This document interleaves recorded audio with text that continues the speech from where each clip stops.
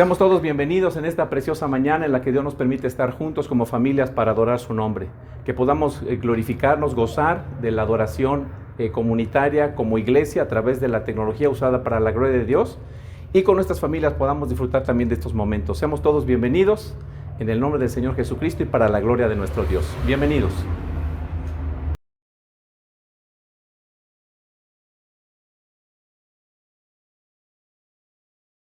Vamos a abrir nuestras Biblias en el Salmo 117 y vamos a leer los 2 versículos de este Salmo.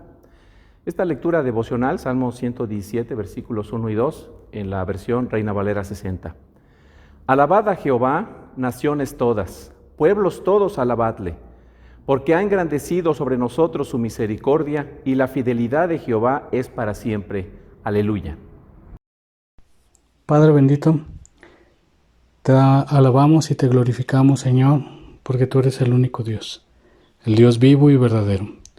Te damos toda la honra y toda la gloria solamente a ti, Padre, porque eres el único que la merece. Estamos muy contentos, Padre, muy agradecidos por todas las bendiciones que tú has derramado para con nosotros durante la semana. En este agradecimiento, ofrecemos a ti este culto, Señor, suplicándote que tú lo recibas, pues te lo damos con un corazón agradecido, Señor.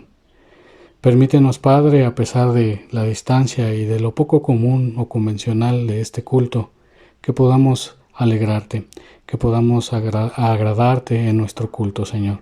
Permite, Señor, que todos nuestros sentidos estén puestos en darte la honra y la gloria solamente a ti, Señor.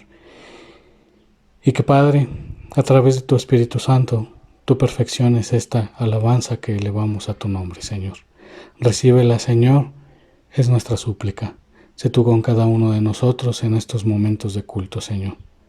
Todo esto te lo agradecemos y te lo suplicamos en el nombre bendito de Cristo Jesús. Amén.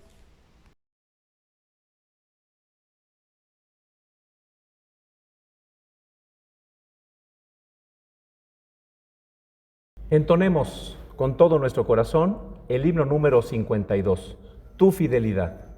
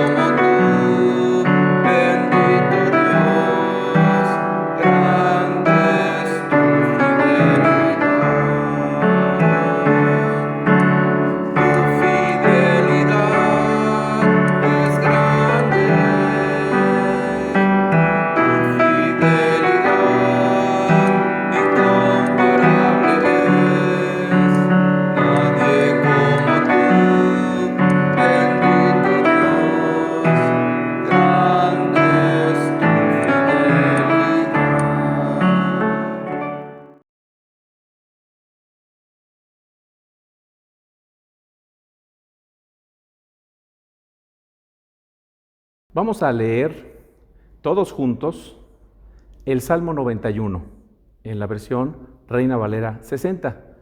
Salmo capítulo 91. Dice la palabra del Señor: el que habita al abrigo del Altísimo morará bajo la sombra del Omnipotente. Diré yo a Jehová, esperanza mía y castillo mío, mi Dios en quien confiaré. Él te librará del lazo del cazador, de la peste destructora. Con sus plumas te cubrirá y debajo de sus alas estarás seguro. Escudo y adarga es su verdad. No temerás el terror nocturno, ni saeta que vuele de día, ni pestilencia que ande en la oscuridad, ni mortandad que en medio del día destruya. Caerán a tu lado 1000 y 10,000 a tu diestra, mas a ti no llegará. Ciertamente, con los ojos mirarás y verás la recompensa de los impíos, porque has puesto a Jehová, que es mi esperanza, al Altísimo por tu habitación. No te sobrevendrá mal, ni plaga tocará tu morada, pues a sus ángeles mandará acerca de ti, que te guarden en todos tus caminos. En las manos te llevará para que tu pie no tropiece en piedra. Sobre el león y el áspid pisarás, hollarás al cachorro del león y al dragón. Por cuanto en mí ha puesto su amor, yo también lo libraré.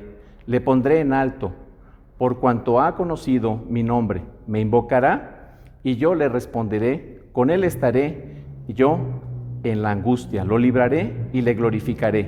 Lo saciaré de larga vida y le mostraré mi salvación.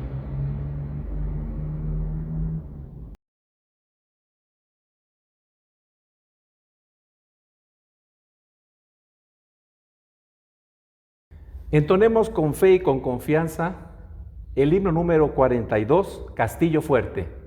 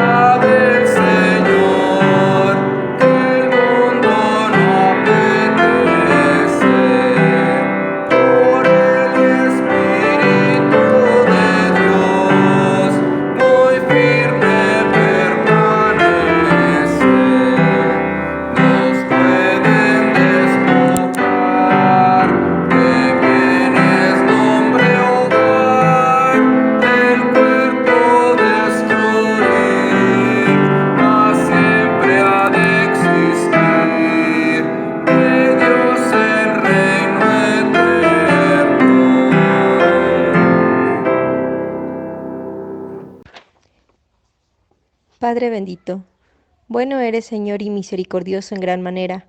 Has tenido a bien que, aunque en cuerpo no nos podamos congregar, nuestros corazones estén en un mismo sentir, glorificando tu nombre. Te ruego, buen Padre, que prepares nuestros corazones y nos des entendimiento para escuchar tu palabra, que seamos prontos para escuchar y mansos para obedecer. Pon en nosotros el querer como el hacer, Señor. Permítenos alimentarnos de ti en cualquier lugar donde nos encontremos. Te lo suplico, Padre. Todo esto a través de la sangre de mi precioso Salvador, Cristo Jesús. Amén.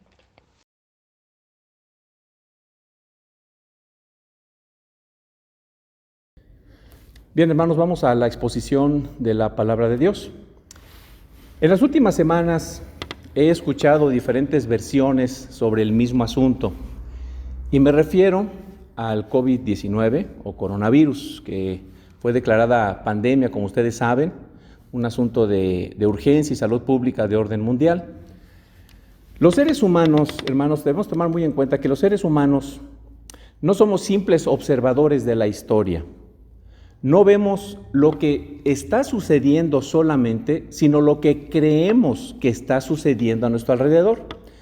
Nosotros somos intérpretes de la historia y dicha interpretación se basa en creencias profundas y arraigadas que hay en nuestro corazón.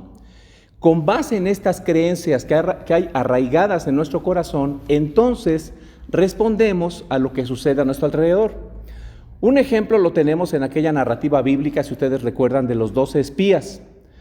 Esos 12 espías fueron enviados al mismo lugar, los 12 vieron exactamente lo mismo y los 12 llevaron de regreso los frutos, las pruebas de la tierra a conquistar, que era una tierra, como el Señor les dijo, donde fluía leche y miel. Pero a la hora de dar el informe con miras a conquistarla, unos dijeron, particularmente 10, no vamos a poder. Hay gigantes. Los otros dos, Josué y Caleb, también vieron lo mismo, las mismas personas, los mismos guerreros, valientes, poderosos, grandes. Sin embargo, los otros dos dijeron, sí vamos a poder porque el Señor está con nosotros.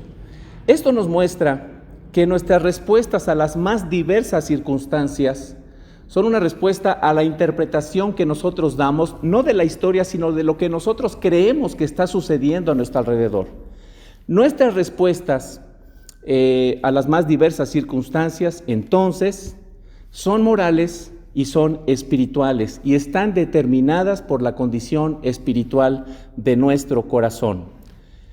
Dicho esto, ante esta pandemia COVID-19, que es el contexto en el que el Señor nos ha permitido vivir actualmente, como cristianos, tenemos algo en común que nos distingue. No nos hace mejores de los demás, pero sí diferentes a las demás personas. Esto nos distingue y nos unifica como pueblo de Dios. Nosotros creemos en el Dios de la Biblia, en el Dios de la historia, en el Dios soberano que está sentado en su trono gobernando sobre toda la creación.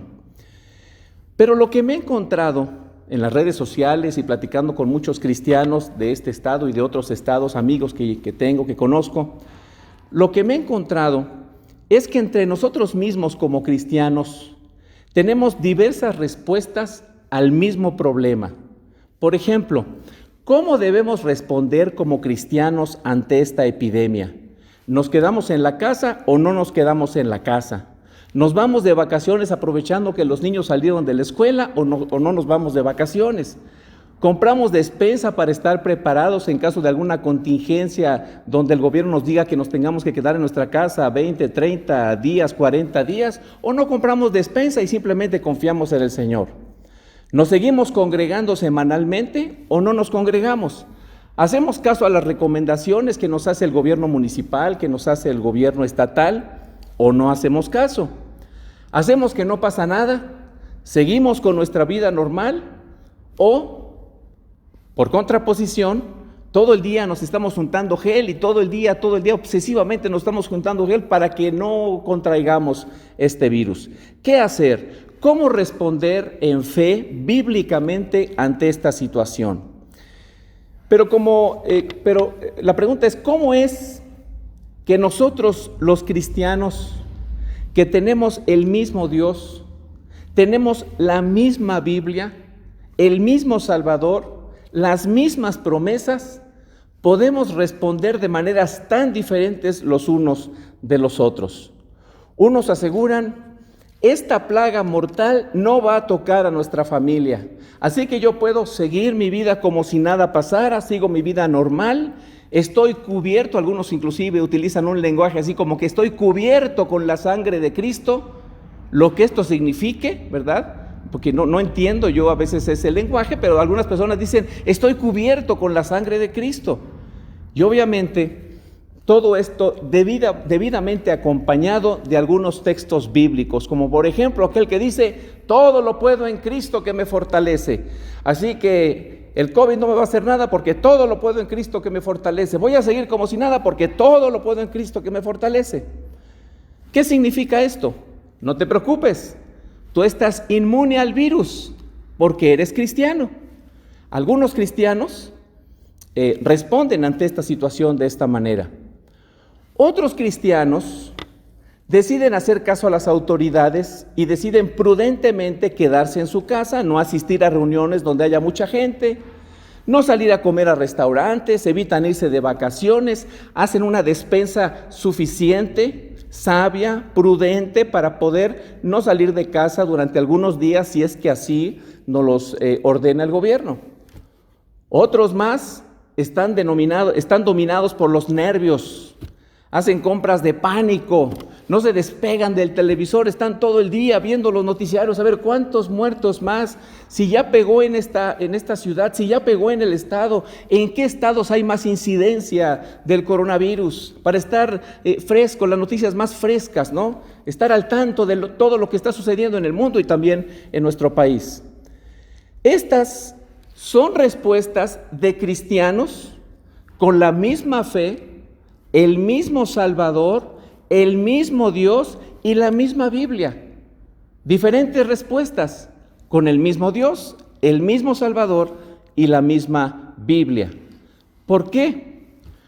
Bueno, quiero sugerir en esta mañana que este ya es un asunto de interpretación bíblica. Depende cómo interpretemos la Escritura. Hay un texto, lo he visto mucho en las redes sociales, hay un texto bíblico que anda circulando por ahí. Si ustedes inclusive buscan en el buscador de YouTube y ponen oración del coronavirus, va a aparecer el Salmo 91. Al Salmo 91 ya se le conoce como el Salmo del coronavirus, ¿no? Este texto, dicen muchos cristianos, asegura que a los cristianos no nos tocará el coronavirus. ¿Por qué? Porque somos cristianos. Porque ahí dice que plaga no tocará nuestra morada. Inclusive he escuchado a ministros en las redes sociales, a ministros que dicen ser ministros del Evangelio, que hay que declarar el Salmo 91 con fe para que el coronavirus se vaya de nuestras casas o no entre a nuestras casas. Este texto se ha vuelto algo así como un mantra cristiano. Dilo y el coronavirus huirá. Me refiero, por supuesto, al Salmo 91. Y particularmente quisiera leer lo que dice el Salmo 91, versículo 3 y versículo 10 al versículo 12. Dice la palabra del Señor de la siguiente manera: porque Él te librará del lazo del cazador y de la pestilencia mortal. No te sucederá ningún mal, ni plaga se acercará a tu morada, pues Él dará órdenes a sus ángeles acerca de ti para que te guarden en todos tus caminos, y en sus manos te llevará para que tu pie no tropiece en piedra.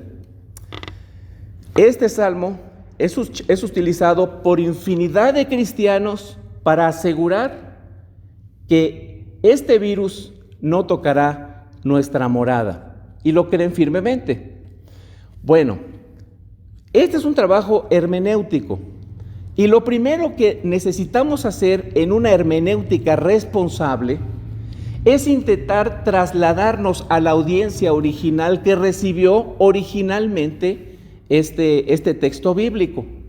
Entonces, quiero invitarles a toda la familia, a los pequeños que están ahí en su casa, que nos imaginemos que estamos frente al túnel del tiempo y que nos metemos en el túnel del tiempo y nos vamos 3000 años antes, o sea, los tiempos del rey David allá por el año 1000 antes de Cristo, y entonces después de pasar por el túnel del tiempo llegamos ahí frente a la puerta del tabernáculo. En ese tiempo no había templo, estaba el tabernáculo, y veamos al pueblo de Dios que está congregado, ya sea leyendo o cantando el Salmo 91.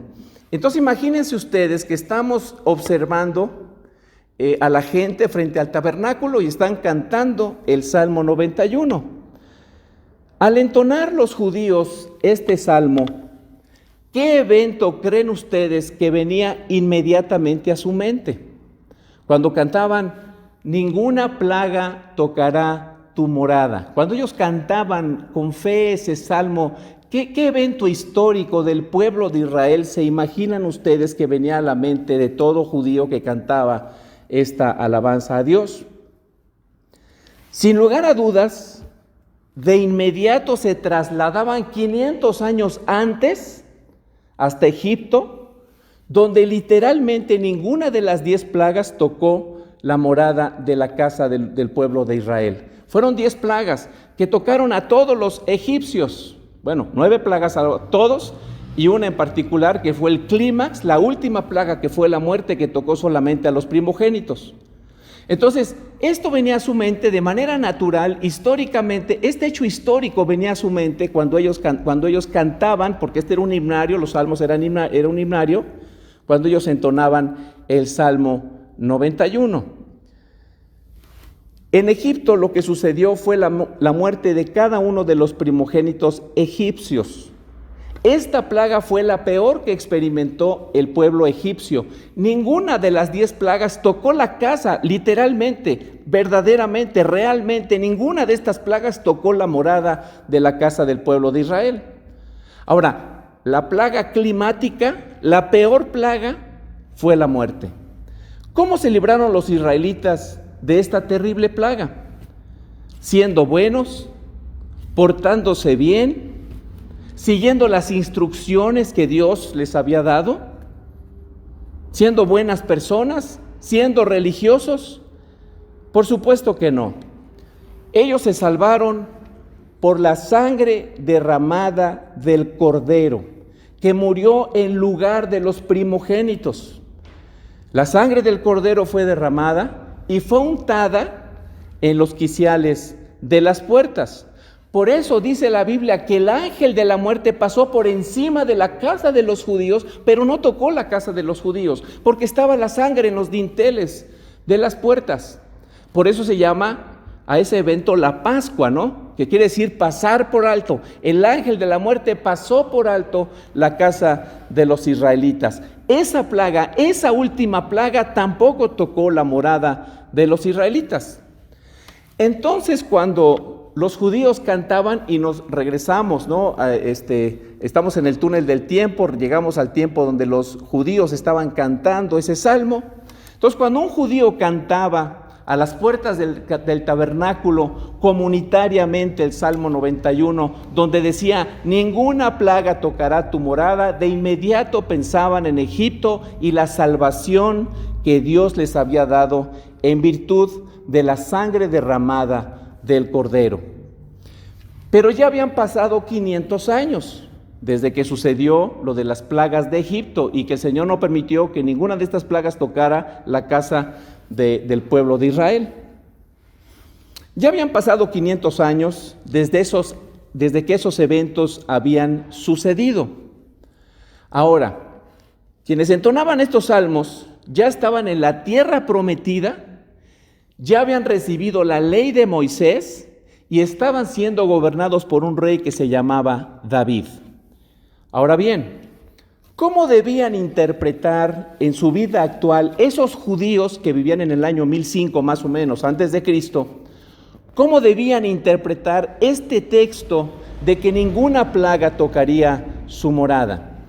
¿Era acaso una promesa incondicional solamente por el hecho de ser judíos y cantar ese canto, entonar y creer ese canto, entonces ya ninguna plaga tocaría su morada?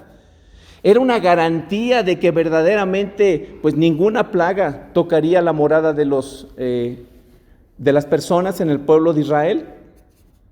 Quiero decirles, y esto es algo muy importante, quiero decirles que ellos debían configurar esta y muchísimas promesas más del Antiguo Testamento dentro de los lineamientos del pacto que Dios ya había establecido con Moisés en la ley de Moisés.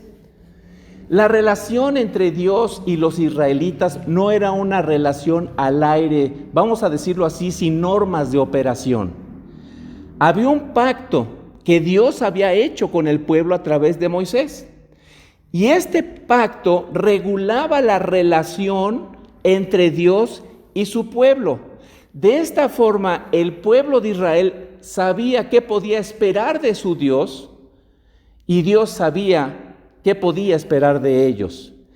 Es decir, lo que regulaba la relación entre Dios y el pueblo era precisamente el pacto.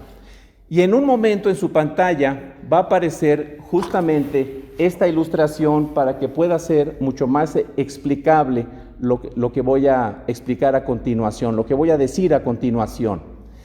Este pacto, como ustedes pueden ver en su pantalla, estaba regulado en 3 cláusulas principales. Esto es muy importante, estas 3 cláusulas, que es la regulación del pacto, están presentes en toda la Biblia, absolutamente en toda, y mucho más en el Antiguo Testamento. Para poder entender y aterrizar estas 3 cláusulas, vamos a hacerlo a través, esta revisión de las cláusulas las vamos a hacer con un ejemplo muy práctico a través del pacto que Dios hizo con Moisés. Fíjense, ahí en su pantalla va a aparecer esta ayuda didáctica que les acabo de mostrar, y van ustedes a ver que en esta dinámica del pacto, la primera cláusula es la cláusula de la benevolencia divina. En Éxodo capítulo 19, versículo 4, que es el ejemplo que estamos trayendo a colación, porque los demás pactos tienen la misma dinámica, pero estamos tomando el pacto de Moisés para verlo como ejemplo, como muestra. En Éxodo capítulo 19, versículo 4, dice lo siguiente: ustedes son testigos, dice el Señor, de lo que hice con Egipto, y de que los he traído hacia mí como sobre alas de águilas. Esta benevolencia de Dios se corrobora en el prefacio de los 10 mandamientos, Éxodo capítulo 20, versículo 2. Yo soy el Señor tu Dios, yo te saqué de Egipto, del país donde eras esclavo. Así que esta primera cláusula lo que mostraba era la benevolencia del rey, la misericordia del rey. Dios misericordiosamente había redimido al pueblo de la esclavitud de Egipto. El pueblo ya estaba en la tierra de Canaán y ellos tenían que saber, a través de esta primera cláusula, que Dios era un Dios de gracia y de misericordia. Esta es la primera cláusula de la dinámica del pacto entre Dios y el pueblo. La segunda cláusula, la pueden ustedes ver en su pantalla, es que Dios, en virtud de su benevolencia, es como si dijera Dios, yo te salvé, entonces por lo tanto tú como pueblo de Dios tienes que ser leal y tienes que ser fiel a mí. Debes amarme con todo tu corazón, con toda tu mente, con todas tus fuerzas y con todo tu entendimiento. Esta obediencia no era un pago por lo que Dios había hecho por ellos. Por supuesto que no era un pago, porque ellos habían sido liberados finalmente por el derramamiento de la sangre del Cordero. No era una obra para ganar a Dios o como pago para poder pagar lo que Dios hizo, sino era una respuesta natural de adoración a Dios. Yo te salvé, lo que yo espero es que tú me ames, que tú me adores, espontánea, libremente, tú te entregues a mí con todo tu corazón. Era una respuesta espontánea de adoración a Dios, no para ser salvados, sino por cuanto Dios ya los había salvado por su misericordia. Y esto lo vemos, nuevamente tomando como muestra el pacto que Dios hizo a través de Moisés con el pueblo. Esto lo vemos en Éxodo capítulo 19, versículo 5. Dice la Escritura: si ahora ustedes me son del todo obedientes y cumplen mi pacto, serán mi propiedad exclusiva entre todas las naciones, aunque toda la tierra me pertenece. Así que a partir de Éxodo capítulo 20, versículo 3 en adelante, capítulos posteriores, tenemos las expresiones de fidelidad que Dios esperaba de su pueblo como pueblo de Dios. La manera en que expresarían su fidelidad y adoración a Dios que los había librado de la esclavitud de Egipto. Y comienza diciendo: no tendrás dioses delante de mí, y todo adelante, versículos más adelante y capítulos más adelante, esta es la expresión a través de la cual tú puedes mostrar tu adoración a mi nombre. La tercera cláusula, la pueden ustedes ver en sus pantallas, la tercera cláusula del pacto son las consecuencias que experimentaría el pueblo de Dios en caso de lealtad o fidelidad, que serían bendiciones, o deslealtad, infidelidad, que en este caso serían maldiciones. Por eso dice en Éxodo capítulo 19, versículo 5 y versículo 6, si ahora ustedes me son del todo obedientes y cumplen mi pacto, serán mi propiedad exclusiva entre todas las naciones. Aunque toda la tierra me pertenece, ustedes serán para mí un reino de sacerdotes y gente santa. Así que si ellos permanecían fieles a Dios, experimentarían consecuencias de bendición para ellos y para sus familias. Esto lo podemos ver, por ejemplo, en Deuteronomio capítulo 30, versículo 15 y versículo 16. Hoy te doy a elegir entre la vida y la muerte, entre el bien y el mal. Hoy te ordeno que ames al Señor tu Dios, que andes en sus caminos y que cumplas sus mandamientos, preceptos y leyes. Así vivirás y te multiplicarás. El Señor tu Dios te bendecirá en la tierra de la que vas a tomar posesión. Y en Deuteronomio capítulo 28, versículos 1 al 14, no lo vamos a leer todo, pero quiero llamar su atención a algunas bendiciones que se detallan ahí. Y esto también es muy importante. Las bendiciones en el Antiguo Testamento eran bendiciones que tenían como énfasis el aspecto material, bienes materiales. Por ejemplo, su campo produciría muchos frutos si ellos fueran fieles a Dios. No tendrían que batallar con plagas, cosecharían en abundancia, el índice de mortandad por nacimiento sería prácticamente de 0, sus ganados se multiplicarían, siempre tendrían alimento suficiente, ningún pueblo vecino podría ganarles en una guerra, permanecerían en la tierra prometida, seguros debajo de las alas del Señor. Todas las naciones de la tierra respetarían y reconocerían al pueblo de Dios. Tendrían lluvia suficiente para que los campos produjeran y, por supuesto, comida suficiente. Habría tal abundancia que ellos prestarían y no pedirían prestado. Como dice la Biblia, entonces ellos serían cabeza y no cola. Bendiciones materiales, ahí estaba el énfasis. Sin embargo, si ellos endurecían su corazón y se apartaban de Dios, entonces experimentarían consecuencias de maldición. Deuteronomio capítulo 30, versículo 17 al versículo 19, dice de la siguiente manera: pero si tu corazón se rebela y no obedeces, sino que te desvías para adorar y servir a otros dioses, te advierto, dice el Señor, que serás destruido sin remedio. No vivirás mucho tiempo en el territorio que vas a poseer luego que cruces el Jordán. Hoy pongo al cielo y a la tierra por testigos contra ti, de que te he dado a elegir entre la vida y la muerte, entre la bendición y la maldición. Elige pues la vida para que vivan tú y tus descendientes. Y esto lo vemos en Deuteronomio capítulo 28, versículos 15 al 68. No vamos a leer todo el capítulo y los versículos, pero quiero llamar su atención a los detalles importantes en cuanto a la dinámica de maldición en caso de que el pueblo no obedeciera a su Dios.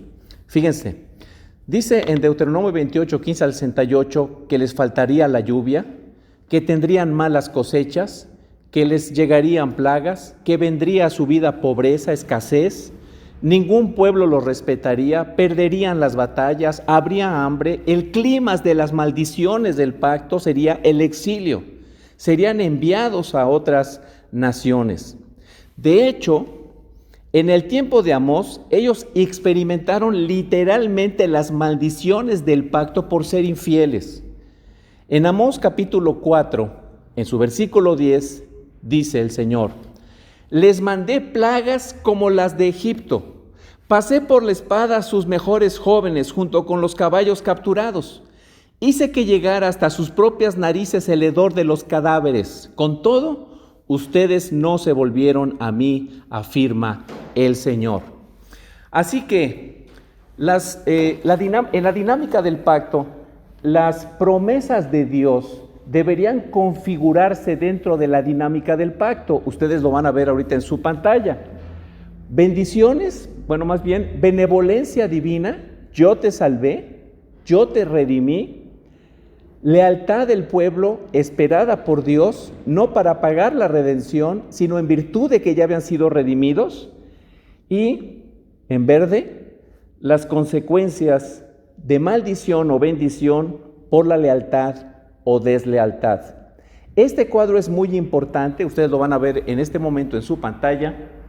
Es un cuadro muy importante porque esta era la dinámica del pacto a través de la cual el pueblo de Dios se relacionaba con su Dios. Así que la relación entre Dios y los hombres, entre Dios y el pueblo de Israel, no era una relación que se daba al vacío, era una relación regulada por un pacto en estas dinámicas que acabamos de ver.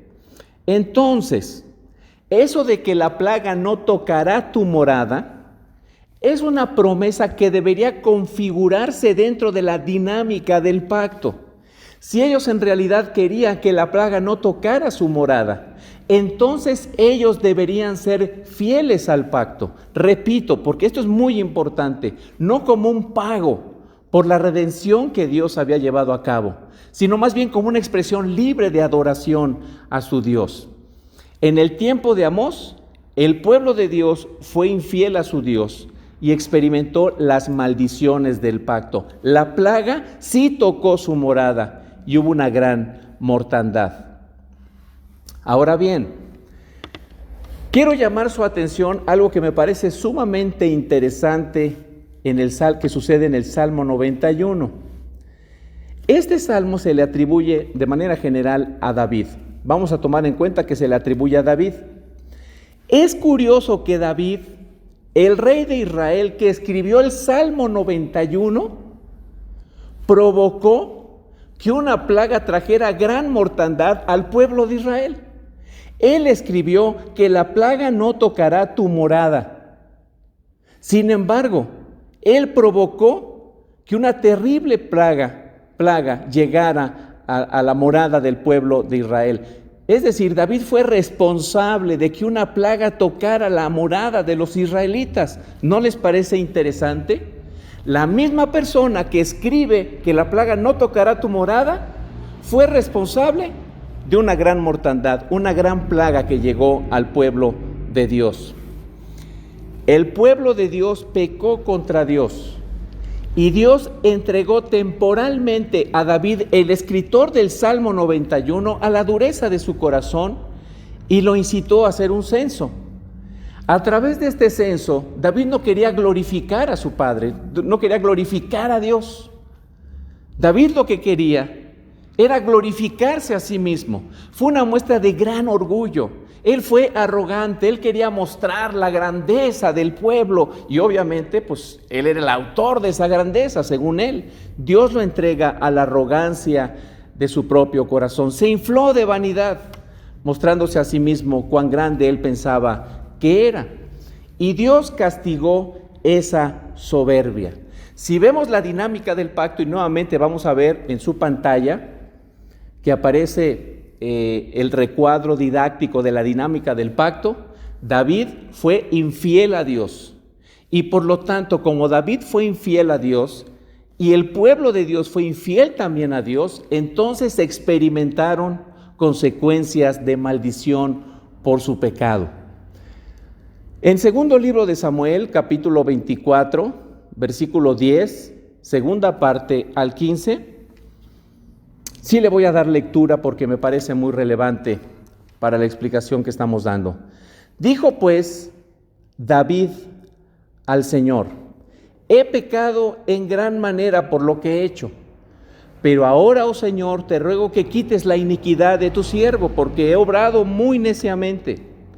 Cuando David se levantó por la mañana, dice el versículo 11, la palabra del Señor vino al profeta Gad, vidente de David, diciendo, versículo 12, ve y di a David, así dice el Señor, te ofrezco 3 cosas, escoge para ti una de ellas para que yo la haga. Versículo 13, así que Gad fue a David y se lo hizo saber diciéndole, ¿quieres que te vengan 7 años de hambre en tu tierra? ¿O que huyas por 3 meses delante de tus enemigos mientras te persiguen? ¿O que haya 3 días de pestilencia, de plaga en tu tierra? Considera ahora y mira qué respuesta he de dar al que me envió. Versículo 14. Respondió David a Gad, estoy muy angustiado. Te ruego que nos dejes caer en las manos del Señor, porque grandes son sus misericordias, pero no caiga, de ninguna manera caiga en manos del hombre. Y el Señor envió pestilencia sobre Israel desde la mañana hasta el tiempo señalado y desde Dan hasta Beerseba. Murieron en este tiempo que Dios envió esa plaga que sí tocó la morada del pueblo de Israel. Dice la Biblia, 70,000 hombres del pueblo. Este mismo hombre que escribió en el Salmo 91, ninguna plaga tocará tu morada, pecó contra Dios y el pueblo también pecó contra Dios y por causa de su pecado, entonces vinieron consecuencias de maldición y 70,000 personas murieron por causa del pecado del pueblo, pero también de su rey. ¿Por qué envió Dios esta plaga? Volvemos a la dinámica del pacto. Por eso, esa explicación me parecía muy pertinente como un trasfondo para poder entender por qué esta plaga tocó, y no solamente en este momento, sino en muchos momentos de la historia de Israel, las moradas de las familias del pueblo de Israel. Era algo predecible para el pueblo de Dios. Estaba escrito en la ley del Señor. Si ustedes permanecen fieles, van a experimentar bendiciones maravillosas.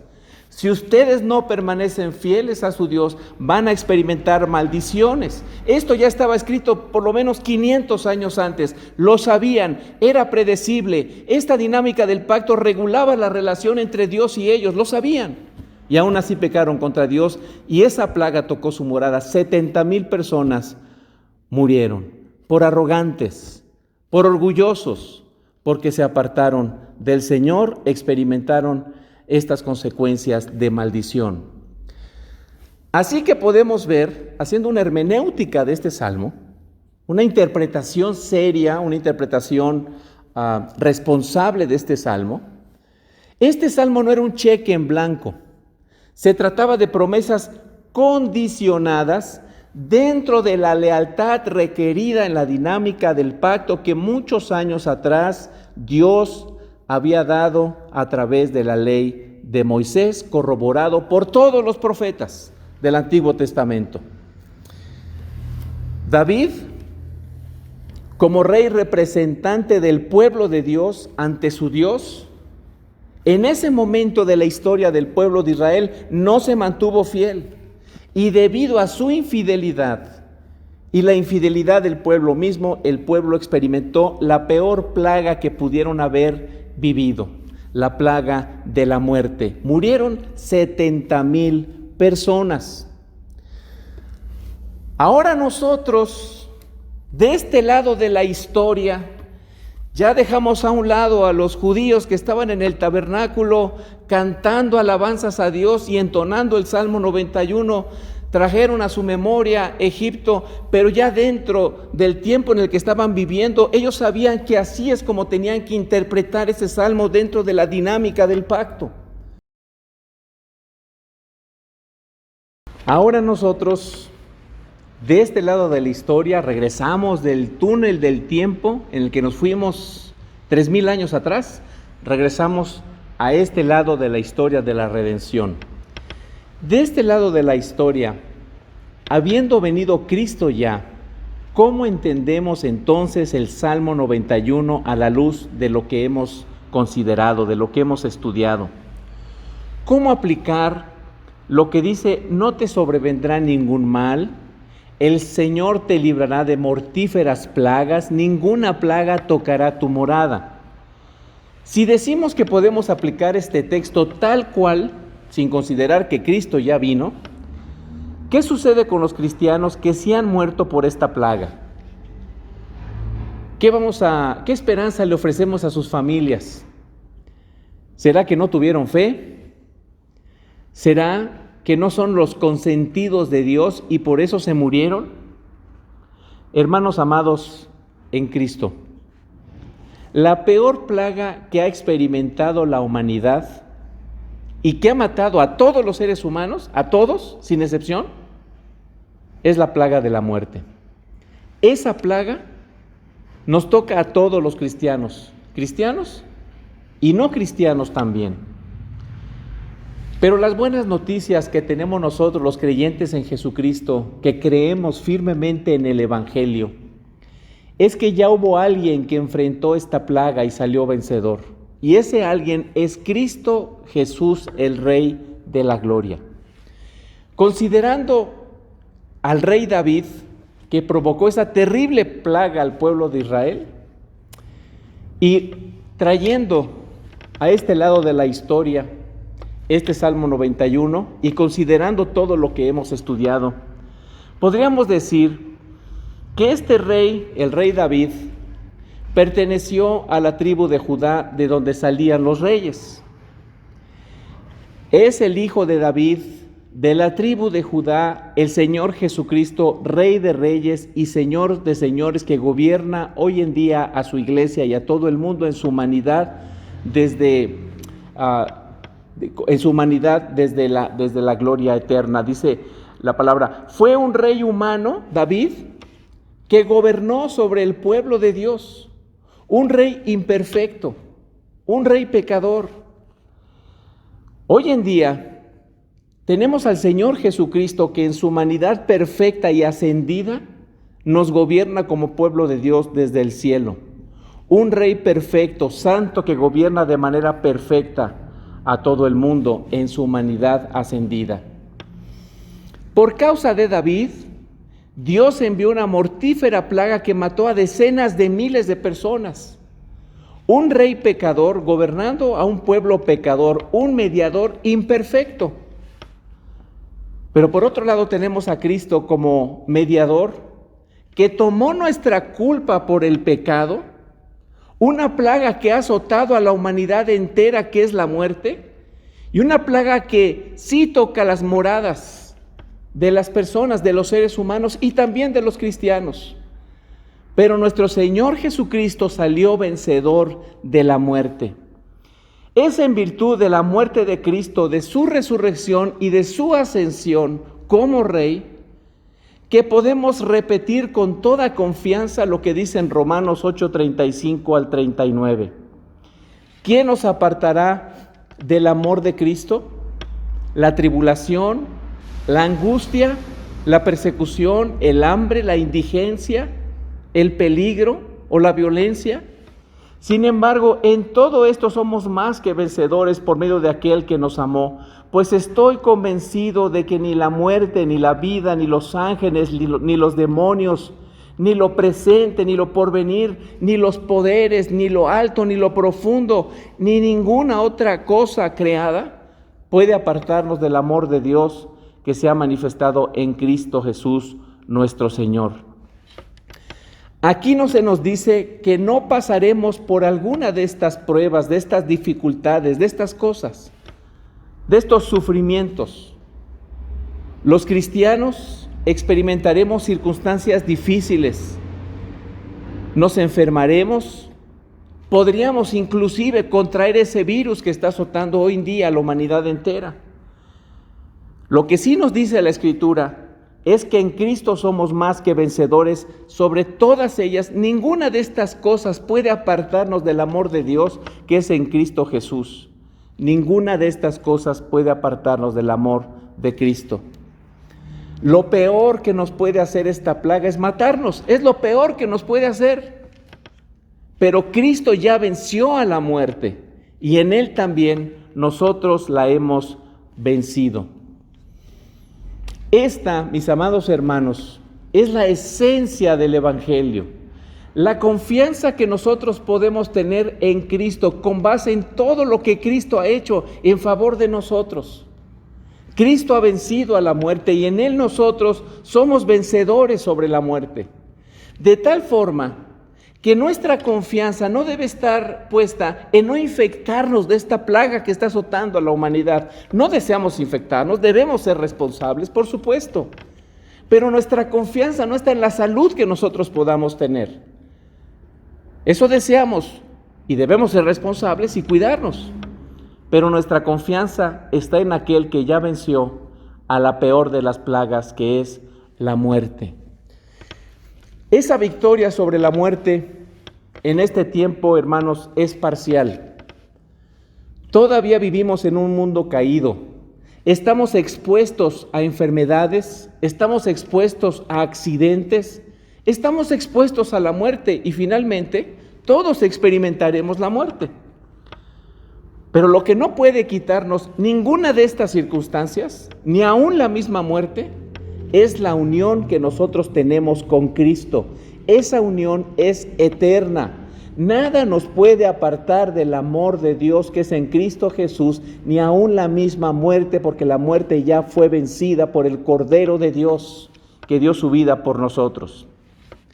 Así que este texto de Salmo 91, esta plaga no tocará tu morada, debemos verlo a la luz de la gloria celestial, del reino consumado. Debemos verlo a la luz de nuestra vida en gloria. Mis amados hermanos, llegará el día en que ni aun la peor plaga, que es la muerte, podrá tocarnos. Pero eso sucederá hasta que nosotros estemos en gloria. Cuando nosotros estemos del otro lado de la gloria, en los cielos nuevos y en la tierra nueva. Por eso es relevante lo que dice Apocalipsis capítulo 21, versículos 1 al 4.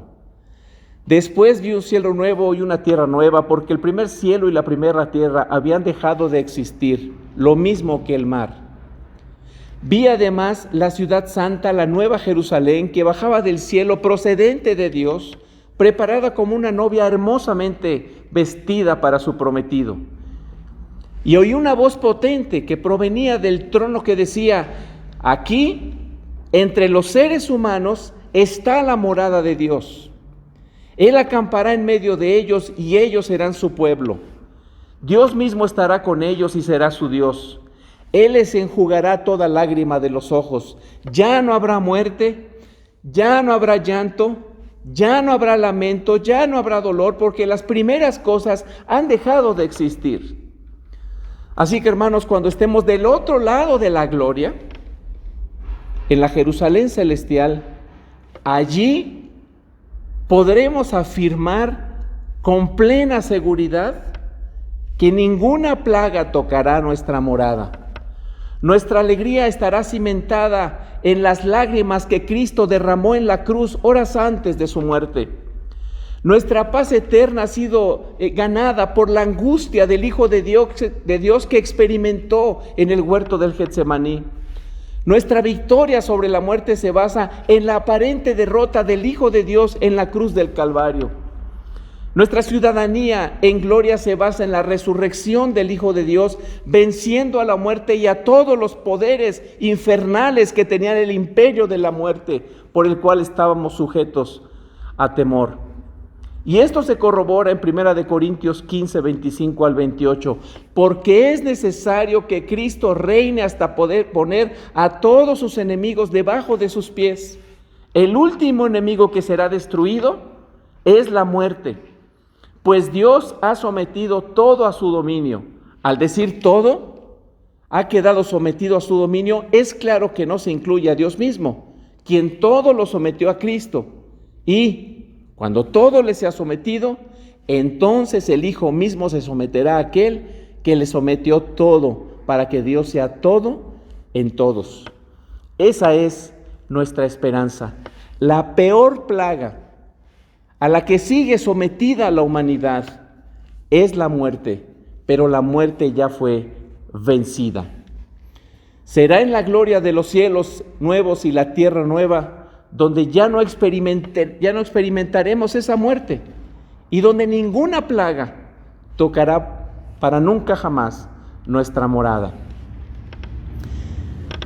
Dado que estamos en un mundo caído, de este lado de la historia, de la redención, de este lado de la gloria, en este presente siglo malo, como dice el apóstol San Pablo, dado que estamos en este mundo caído, estamos expuestos a que este virus toque la morada de los cristianos, porque todavía no hemos llegado a los cielos nuevos y la tierra nueva.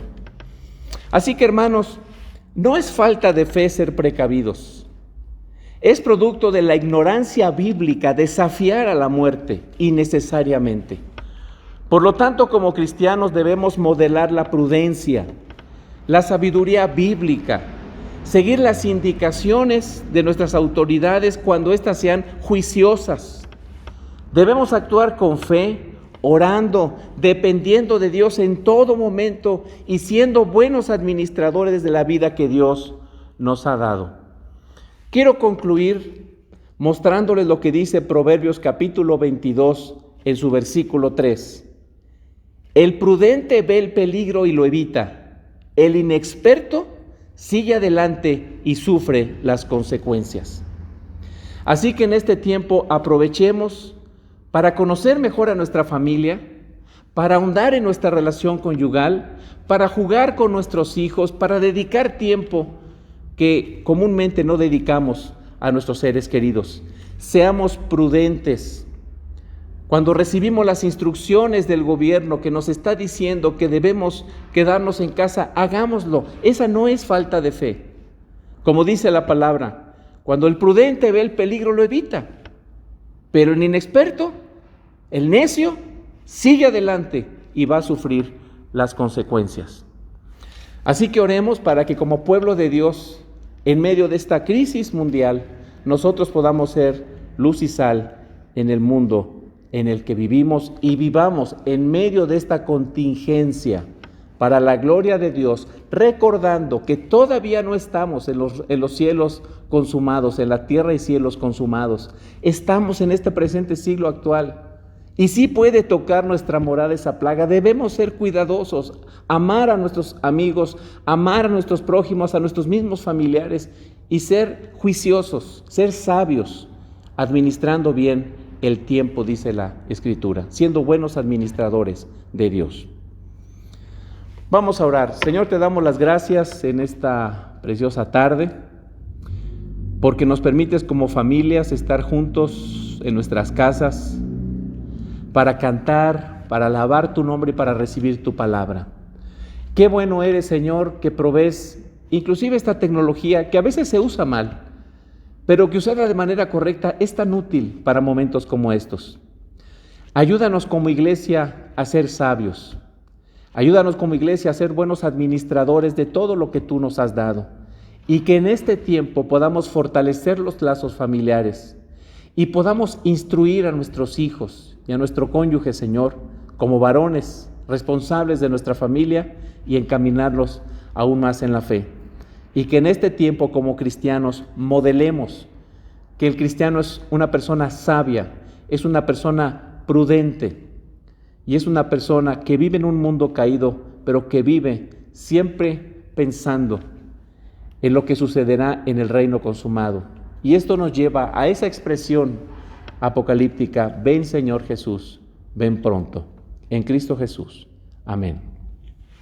Hermanos, que el Señor nos bendiga y queremos seguir compartiendo con ustedes que pues vean en las redes sociales todos los anuncios que estaremos dando en próximos días, de recursos que estaremos también compartiendo con la iglesia, para que como familias podamos seguir siendo edificados para la gloria de Dios. Que el Señor les bendiga y que esta semana la vivamos para su gloria.